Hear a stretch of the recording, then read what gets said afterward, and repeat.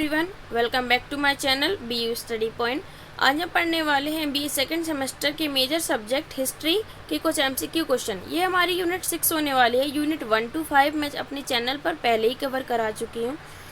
अगर आपने वो नहीं देखी हैं तो प्लीज़ उन्हें जाकर देखिए पहले, क्योंकि हिस्ट्री में हर चीज़ एक चेन की तरह होती है, एक दूसरे से कनेक्टिंग होती है। अगर आप पहले का नहीं देखेंगे तो आपको आगे का समझ नहीं आएगा।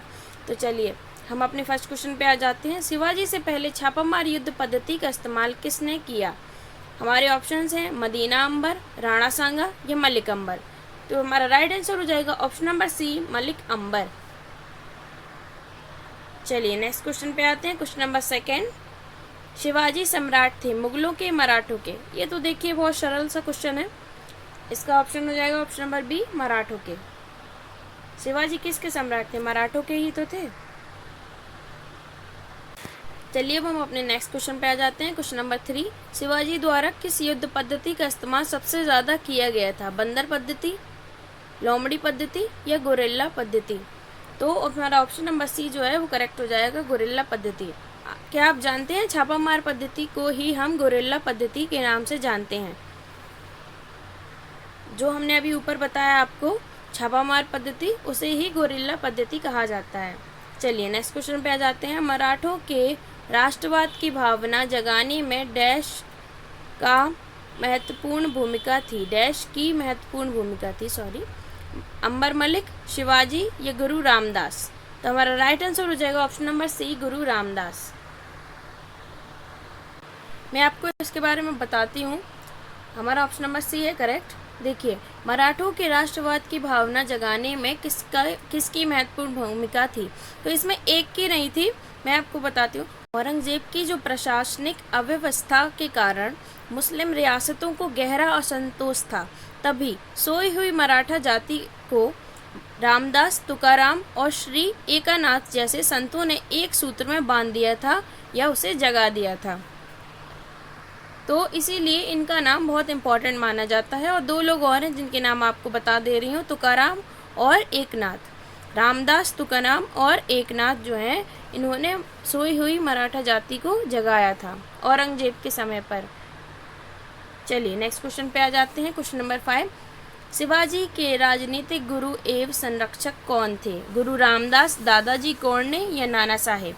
तो हमारा राइट आंसर हो जाएगा ऑप्शन नंबर बी, दादाजी कोंडदेव। चलिए नेक्स्ट क्वेश्चन पे चलते हैं। क्वेश्चन नंबर 6, शिवाजी ने छत्रपति की उपाधि कब धारण की? 1674 या 1653? तो हमारा राइट आंसर हो जाएगा ऑप्शन नंबर ए, 1674। चलिए नेक्स्ट क्वेश्चन पे चलते हैं। क्वेश्चन नंबर 7, शिवाजी के राज्याभिषेक कब हुआ? शिवाजी का राज्याभिषेक कब हुआ? जुलाई 1564, मार्च 1623, जून 1802 या फिर जून 1674? तो हमारा राइट आंसर हो जाएगा ऑप्शन नंबर डी, जून 1674। चलिए अब अपने नेक्स्ट क्वेश्चन पे चलते हैं। मराठों के प्रथम शासक कौन थे? शिवाजी, रामदास या अंबर? तो हमारा राइट आंसर हो जाएगा ऑप्शन नंबर ए, शिवाजी। यहाँ शिवाजी जा मैं बड़ी की मात्रा लगाना मैं भूल गई हूँ, उसके लिए मैं आपसे माफ़ी मांगती हूँ, लेकिन ये इसमें शिवाजी होगा, बड़ी जी लगी होगी। चलिए अब हम अपने नेक्स्ट क्वेश्चन पे चलते हैं। मराठा की आय का प्रमुख स्रोत क्या था? मुद्रा कर, नमक कर या भूमि कर? तो जो मराठा की आय का प्रमुख स्रोत जो है वो भूमि कर है, भूमि कर। देखिए, मराठा की जो आय है उसका प्रमुख स्रोत जो है वो भूमि कर है, और कुछ अन्य कर भी थे, जैसे कि चौथा, मतलब आय का 10वां हिस्सा, और एक और कर है जिसे सरदेश मुखी के नाम से जाना जाता है, जिसे आय का 10वां हिस्सा कहा जाता है। मतलब आय का 10वां हिस्सा होता है उसमें, जो आपको रेवेन्यू या टैक्स के रूप में देना होता था। चलिए हम अपने नेक्स्ट क्वेश्चन पे चलते हैं। क्वेश्चन नंबर 10, शिवाजी का राज्याभिषेक किसने और कब कराया? हमारे ऑप्शन हैं नाना साहेब ने मथुरा में, और पंडित श्री गंगा भट्ट ने काशी में, या नाना मलिक ने मथुरा में? तो हमारा राइट आंसर हो जाएगा option number B, Pandit Shri Ganga Bhatt ने काशी में इनका राज्याभिषेक करवाया था। चलिए नेक्स्ट क्वेश्चन पे चलते हैं। क्वेश्चन नंबर 11, ये देखिए मैंने आपको बताया ही था अभी। सरदेशमुखी कर का तात्पर्य है आय का चौथा हिस्सा, आय का 10वां हिस्सा या आय का हिस्सा। तो मैं आपको इसका आंसर पहले ही बता चुकी हूँ कि आय का 10वां हिस्सा। सरदेशमुखी कर से तात्पर्य है आय का 10वां हिस्सा। शिवाजी के पुत्र का नाम क्या है? तो हमारा राइट आंसर हो जाएगा option number A, Sahu. Shivaji के पुत्र का नाम जो है वह साहू है। चलिए क्वेश्चन नंबर 13 पे चलते हैं। राज्य व्यवस्था के लिए शिवाजी ने कितने मंत्रियों को नियुक्त किया था? 18, 5 या 8? तो हमारा राइट आंसर हो जाएगा ऑप्शन नंबर सी, 8। राज्य व्यवस्था के लिए शिवाजी ने 8 मंत्रियों को नियुक्त किया था, जिन्हें वो अष्टप्रधान के नाम से बुलाया करते थे। मैं इनके बारे में अभी आपको लास्ट में वीडियो के एंड में बताऊंगी। चलिए क्वेश्चन नंबर 14, मुगलों के विरुद्ध शिवाजी का प्रथम युद्ध कब और कहाँ हुआ था? हमारे ऑप्शन हैं 1647 बीजापुर, 1657 बीजापुर या 1637 बीजापुर। तो हमारा राइट आंसर हो जाएगा ऑप्शन नंबर बी, 1657 बीजापुर में जो है मुगलों का शिवाजी के विरुद्ध प्रथम युद्ध हुआ था। चलिए नेक्स्ट क्वेश्चन पे आते हैं। क्वेश्चन नंबर 15, किस संधि के चलते शिवाजी को 23 किले मुगलों को सौंपने पड़े? बंगाल की संधि 1665, मेवाड़ की संधि 1665, पुरंदर की संधि 1665। तो हमारा राइट आंसर हो जाएगा ऑप्शन नंबर सी, पुरंदर की संधि 1665 में के चलते तो शिवाजी को हैं वो 23 किले जो हैं 23 किले जो हैं वो सौंपने पड़ जाते हैं मुगलों को। 33 नहीं है, 23 है। चलिए पानीपत का तीसरा युद्ध कब हुआ था? 1761, 1751 या 1824? तो हमारा राइट आंसर हो जाएगा ऑप्शन नंबर ए, 1761। 1761 में जो है वो पानीपत का तीसरा युद्ध होता है। चलिए वहाँ अपने नेक्स्ट क्वेश्चन पे आ जाते हैं। पानीपत का तीसरा युद्ध किसके बीच होता है? तो हमारा राइट आंसर हो जाएगा ऑप्शन नंबर बी, मराठा और अहमद शाह अब्दाली के बीच। चलिए नेक्स्ट क्वेश्चन पे चलते हैं। क्वेश्चन नंबर 18, शिवाजी की मृत्यु कब हुई? 12 अप्रैल 1618, 12 मई 1618 या 12 जून 1682? तो हमारा राइट आंसर हो जाएगा ऑप्शन नंबर ए, 12 अप्रैल 1680 को जो है शिवाजी की मृत्यु हो जाती है और फिर जो इनका राज है इनके पुत्र साहू संभालते हैं उसके बाद। चलिए अब कुछ और क्वेश्चंस हैं जो डेट पे बेस्ड क्वेश्चंस हैं, ये सारे डेट के क्वेश्चंस हैं। तो चलिए अब हम इन्हें शुरू करते हैं। शिवाजी का जन्म किस वर्ष हुआ था? 1625, 1627, 1628 या 1629? तो हमारा राइट आंसर हो जाएगा ऑप्शन नंबर बी, 1627। 1627 हमारा राइट आंसर हो जाएगा। चलिए नेक्स्ट क्वेश्चन पे चलते हैं। शिवाजी की मृत्यु किस वर्ष हुई? 1680 में, 1683 में, 1685 में या 1686 में? तो हमारा राइट आंसर हो जाएगा ऑप्शन नंबर बी, 1680 में। 1680 में जो है मैं आपको इसमें डेट भी बता चुकी हूँ। 1680 में कौन सी डेट है? 12 अप्रैल 1680 को जो है शिवाजी की मृत्यु हो जाती है। चलिए आगे चलते हैं क्वेश्चन नंबर 3 पर, जो इसमें दिया गया है। राजा अहस सिंह और शिवाजी के मध्य पुरंदर की संधि कब हुई थी? 1660 में, 1665 में, 1685 में, 1695 में? तो हमारा राइट आंसर हो जाएगा ऑप्शन नंबर बी, 1665। चलिए नेक्स्ट क्वेश्चन पे चलते हैं। पानीपत का तीसरा युद्ध कब लड़ा गया? इसका आंसर तो आपको आना चाहिए, मैं आपको ये पहले ही पढ़ा चुकी हूँ, तो इसका सीधा मैं आंसर बता देती हूँ। 1761। 1761 जो है वो हमारा राइट आंसर हो जाएगा। चलिए आगे चलते हैं। शिवाजी ने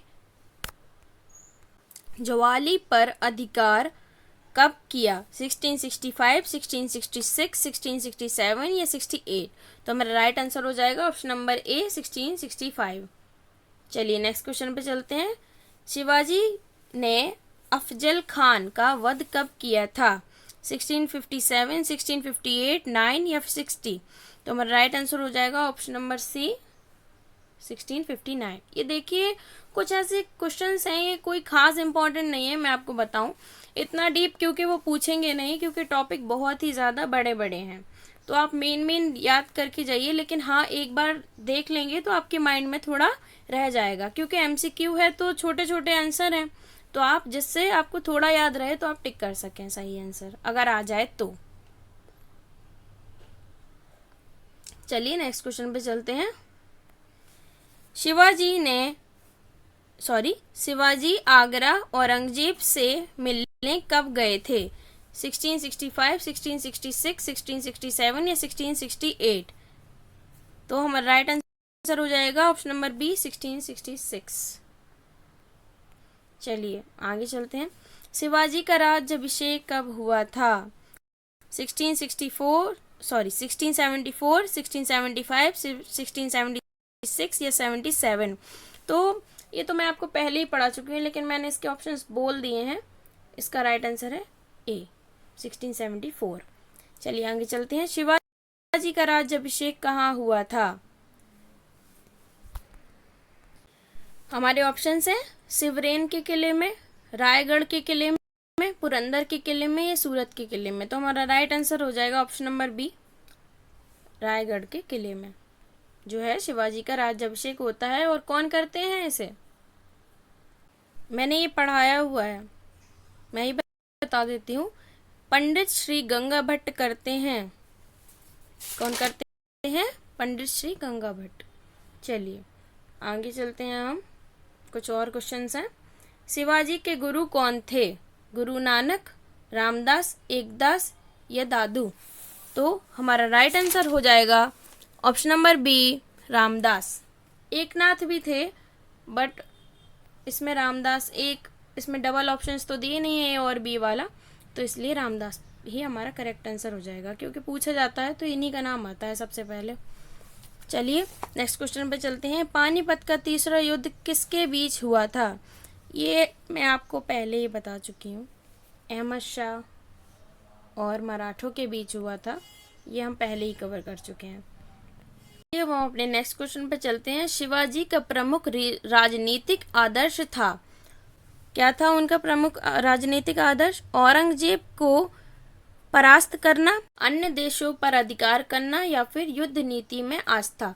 तो हमारा राइट आंसर हो जाएगा ऑप्शन नंबर बी हिंदू राष्ट्र की स्थापना करना। जैसे कि औरंगजेब जो है वो मुस्लिम राज्य की स्थापना करना चाहता था, वैसे उसी तरीके से जो शिवाजी हैं वह एक हिंदू राष्ट्र की स्थापना करना चाहते थे। चलिए अब हम अपने इस वीडियो के लास्ट टॉपिक पे चलते हैं, जो कि मैंने आपसे पहले कहा था कि मैं आपको इसके बारे में डिटेल में बताऊंगी लास्ट में। तो यही वो टॉपिक है। शिवाजी ने जो है अपने राष्ट्र व्यवस्था के लिए 8 मंत्रियों को जो है नियुक्त किया था, जिन्हें कि अष्टप्रधान के नाम से जाना जाता था। प्रत्येक मंत्री जो है वह सीधा राजा के प्रति उत्तरदायी होता था। ये जो है 8 उन्हीं के नाम दिए हैं मंत्रियों के, जो उन्हें बुलाया जाता था। और आप इन्हें अच्छे से रिवाइज कर लीजिएगा और पढ़ लीजिएगा, हो सकता है इससे क्वेश्चन आ सके, इसलिए मैंने ये पूरा ऐसे दे दिया है। आप इसका स्क्रीनशॉट ले सकते हैं या ऐसे लिख सकते हैं।